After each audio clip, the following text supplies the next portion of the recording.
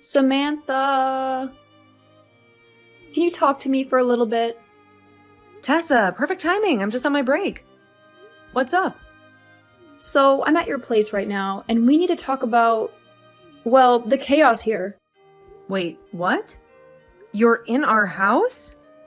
How on earth did you get in? Chill, the door was locked.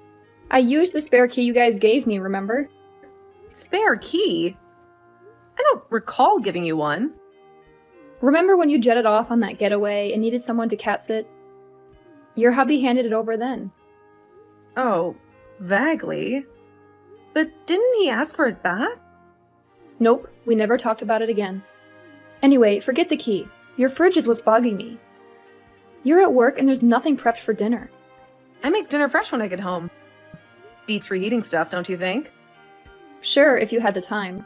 But you're clocking out at the same time as my son. Can you actually rustle up a decent meal that quick?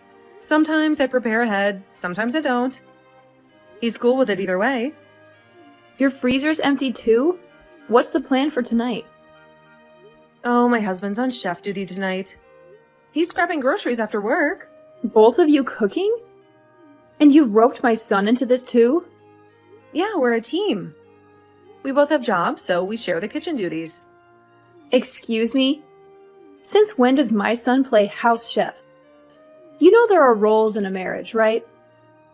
Look, we've talked it over. It was his idea to share the load, and honestly, his cooking's to die for. This is utterly irrelevant, Samantha. I gave my blessing to your union with my son under the impression that you would be his rock, his unwavering support system, ensuring his happiness was paramount. And now I stand here, feeling utterly deceived by your actions. But Tessa, it's about mutual support in this household. We've chosen to stand shoulder to shoulder, sharing life's burdens equally. And I abhor that very notion. Yet this is our home, not yours. Within these walls, we are free to live as we choose, without the need for your approval or oversight. That may be, but today you will assume the role of chef. It's your duty to prepare a meal for him. Could we perhaps discuss this with my husband first? After all, it was his initiative.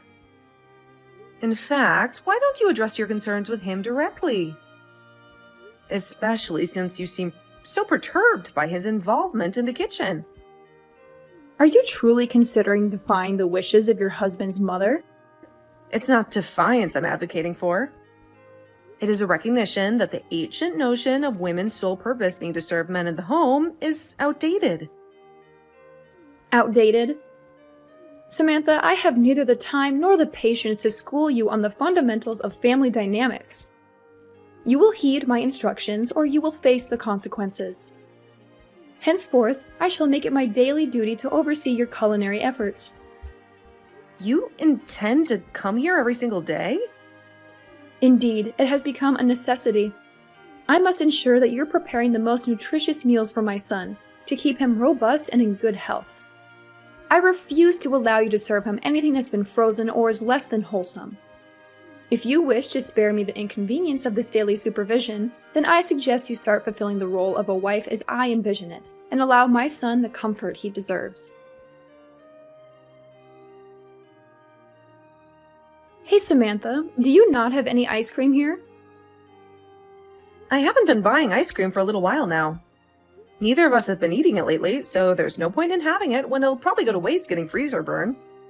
Then when you finish work today, make sure to buy some ice cream to bring home. And it can't be any of that cheap stuff, okay? I want it to be the most expensive stuff they have at the store so that I know it's good quality.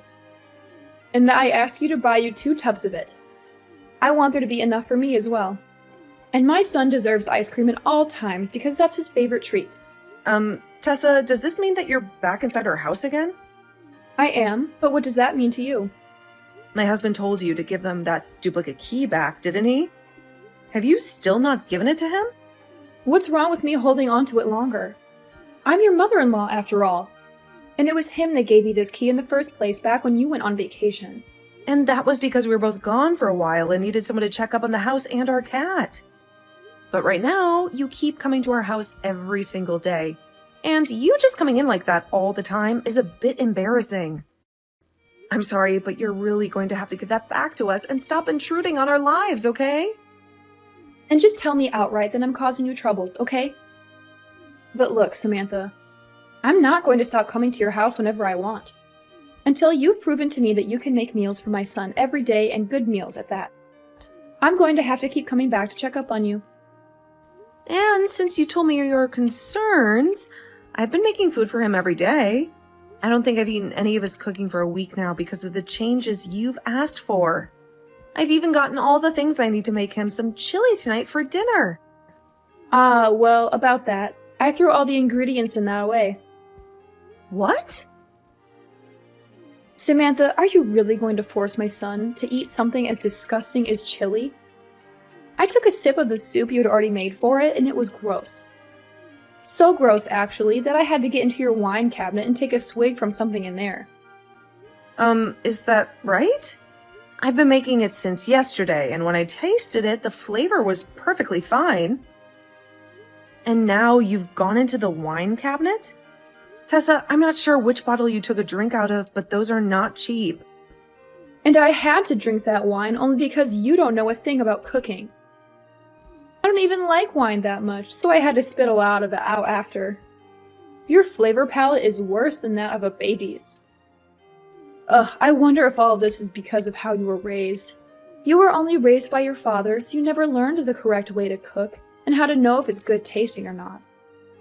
My dad always made me some of the best dishes in that house, and because of that, I have been able to learn a lot about cooking and how to do it right. I even took some classes in college for culinary arts so that I could be on par with my dad's cooking. Haha, you think that having learned about cooking from him will have made your palate any better. I think that your dad was just bad at cooking, and so your palate was skewed. Why are you saying things like that?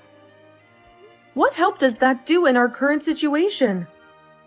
I'm sorry, but I'm not cooking food for you in my house, am I?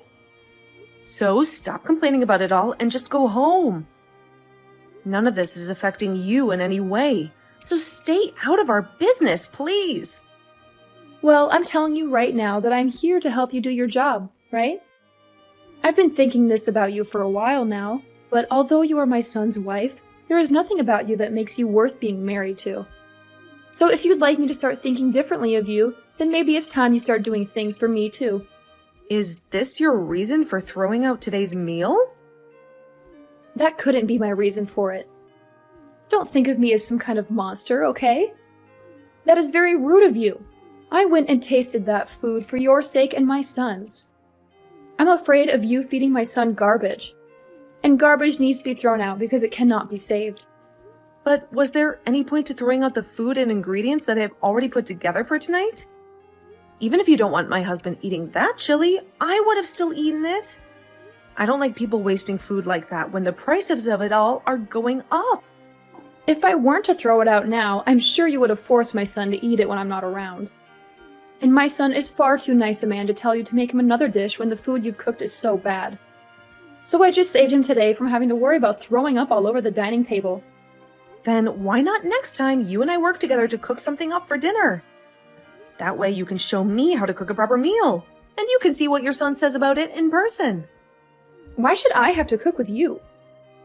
My husband tells me that my cooking is delicious. I hear from him every time. I'm sure that he's happy with what I cook, and he says thank you for it. So I want to see if what you helped me make is any better. I've noticed, though, that you always head home right before my husband gets home, right? Well, if you're so confident that my husband doesn't like what I make, then you throw it out in front of him and see what he thinks. I have a job of my own, making food for my husband back home. I do not have the time to be around your house all dang day. Just like I have been, I'll be coming over every day to check what food you're making and see if it's any good, and any day that I'm not able to come over. Do not make my son cook for you. I'll ask him to make sure that you're staying in line, because the moment you take a step out of line, I'll be on you.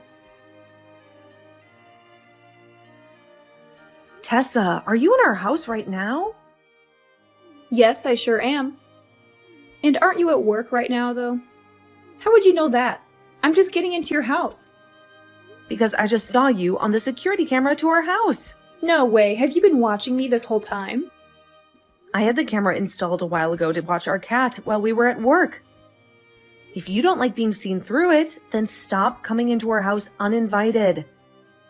If you have the money to spend on a stinky cat, then you have the money to start saving for a baby, right? Well, you are always working alongside my son, so you could never have the time to have a baby. Don't tell me that you're the kind of person that doesn't want kids. I do want kids. Then why haven't you quit your job yet and stayed at home full time? I think that women are a lot more happy being at home, doing chores and raising kids rather than working a job. And I'd be happy if you left me to decide for myself when I want to have and raise kids. You saying things like that all the time will see your healthy eggs go to waste and rot away. You could have said that in a way that was a bit less horrific. Well, I'm just telling you the truth. The way I see it, and another thing. What the hell is this that you've made for dinner? It looks like something someone vomited out. Are you talking about the beef stew that I've made? That's it. When I got a glance of the nasty soup sitting in that bowl, I wanted to vomit. When are you going to be able to cook a decent meal for my son? I'll throw this stew out as well for you today. When you get home today, you make something that's at least half decent for my son to eat. Huh? Is my husband not home right now? Huh? What do you mean? I'm talking about your son right now. He should be at work like you, right? Today is a Tuesday, so the two of you should be getting into another week of work. No, today he has the day off because he had to go to work extra late last week, and so was given the day off as a present. What? So you're telling me he's home right now? I'm sure that you're going to get upset when you hear this. But today I was having my husband cook us our dinner, and my husband told me around lunch today that he had made beef stew for us to eat tonight. Stop making jokes about this. When I came into the house, the only thing here was your cat. Are you trying to get me all worked up by making up lies like that? I knew it. Nope, I'm telling you the truth right now. There was just a noise. It's saying that you've seen my messages, but you're not replying to me. What happened to you? Could this mean that my husband really is there with you?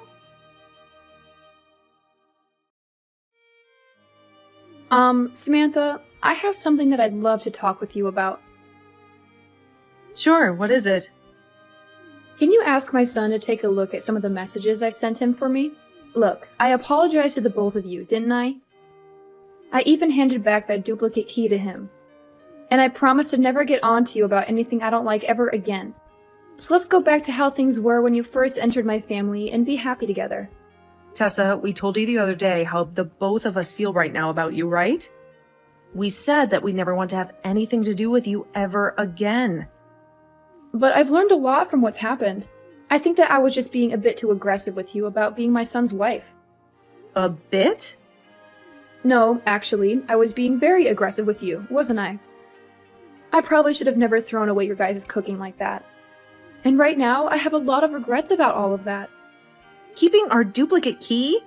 After we asked for it back and entering our house over and over uninvited was also pretty unacceptable of you. And after putting a lot of trust in you at first by letting you watch our cat while we've been on vacation, it's a shame to see all of that trust ruined. So what you did was not okay by any means. What's the worst to me, though, is that before handing the key back to us, you made another one of it. Well, I just thought that if anything happened at your guys' house, it would be good for me to be able to let myself in there. You entering the house without our permission is a huge problem. Hey, Samantha, I'm telling you that I really have learned from all of this and will never do any of that again. So don't you think that going as far as cutting ties with me is harsh? Making a copy of the duplicate key so that you could still come into our house. And making comments about me and my cooking before throwing it out. And the last time you threw out your son's own cooking, thinking it was mine. You would never actually have tasted any of that cooking from the start, had you? You just wanted to use the reason that I cooked the food as your reason for throwing it out. That's not what happened then. Before, you were bragging a lot about your son, right? You said that your son could do anything, and everything he cooked was always delicious. You threw away his delicious cooking. Tessa, why would you do that if it was always supposed to taste good? Well, that last time, it didn't look all that appetizing. I'm finished here. I can see that no matter what I say to you, you have an excuse made up and ready to go after what has happened between us this time. I no longer enjoy being around you. I think from now on, I'll only accept your husband as my in-law. Don't say such heartbreaking things.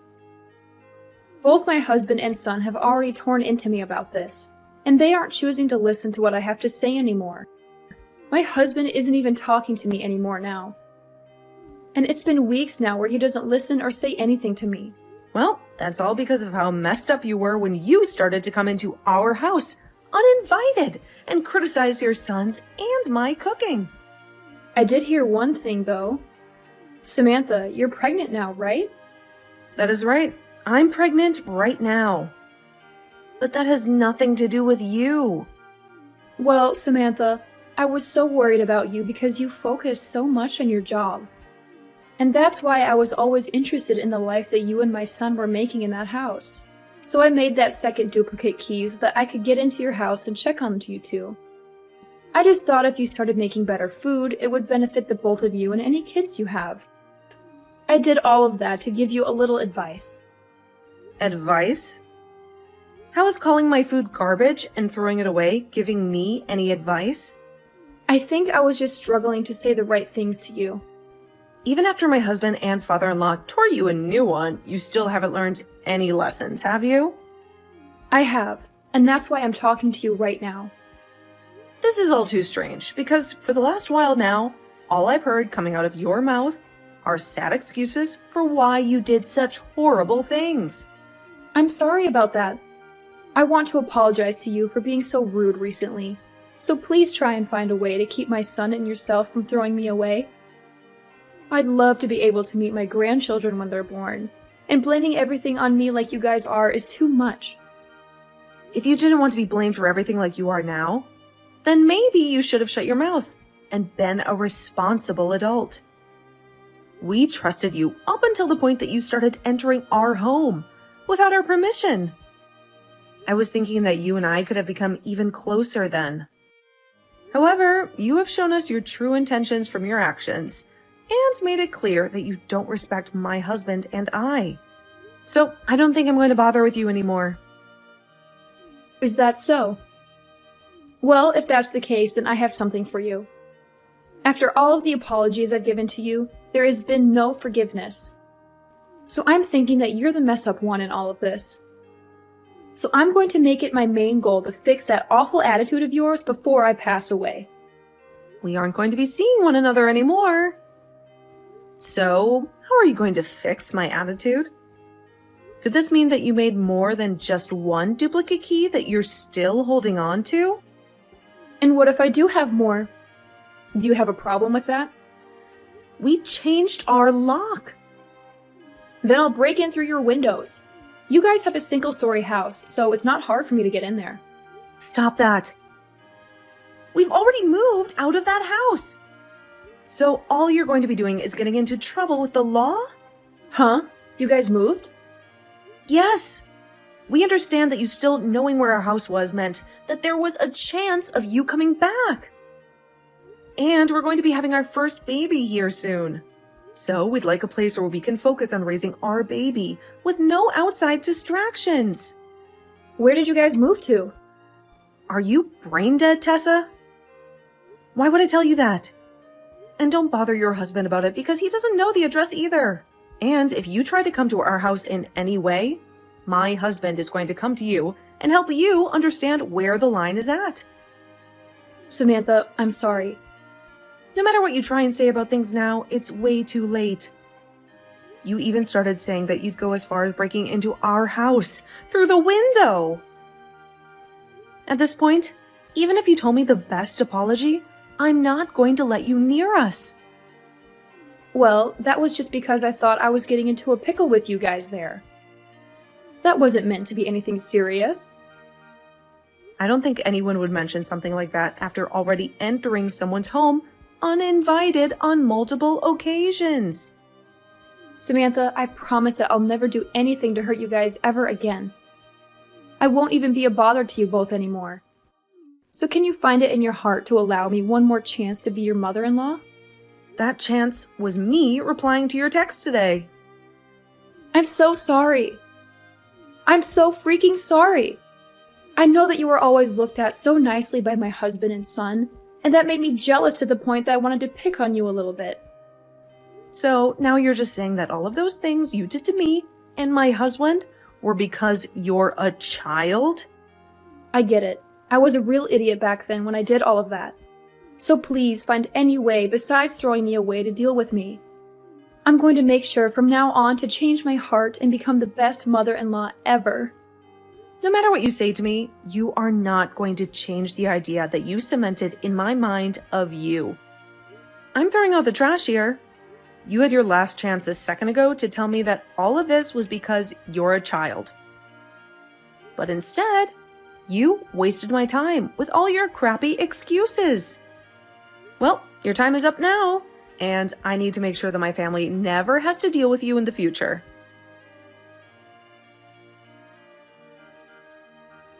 From that day on, silence was my only companion where Tessa's calls used to be. I believe my message is clear. My decision is final, and no amount of flimsy excuses will sway me. So I cut her off. The very idea that someone would dare to copy a key to invade someone else's sanctuary was horrifying, and her audacity in criticizing me left me reeling. However, when confronted by both of her husbands, who expressed disdain for her actions, she began to crumble from her once respected role as mother-in-law, fear evident in her eyes. I had hoped for harmony, a bond I had never known, but now I had that burden lifted. She claimed to see a worthy wife in me, a reason to bless our union, but her eyes never reflected those words. If she had chosen honesty over deception, we could have avoided this abyss. Now, supported by my husband and his father, I hold fast to my resolve, assured that I need not cater to anyone's interests but my own. Tessa, now a shadow, moved in silence, her world reduced to chores and corners. Her husband, a distant person, did not listen to her pleas, did not comfort her to tears. At their age, perhaps it was merciful to let her be, although I was surprised that he remained after her betrayal. For now, she must live in silence, her family duties being her only solace. It's been months since we changed addresses, and as I begin maternity leave, I'm enjoying the calm before the storm of motherhood. Tessa won't enjoy the joy of being hugged by her grandson, but I will accept any olive branch offered by her husband. Right now, my focus is on the life I carry, the future I nurture. But time can soften the hardest of hearts, and perhaps Tessa will find her way back to us. For now, let's put such musings aside. My world narrowed to my husband, my unborn child, and gratitude for those who guided me here. As I journey toward motherhood, I will appreciate every helping hand, committed to being true to myself and those who I love.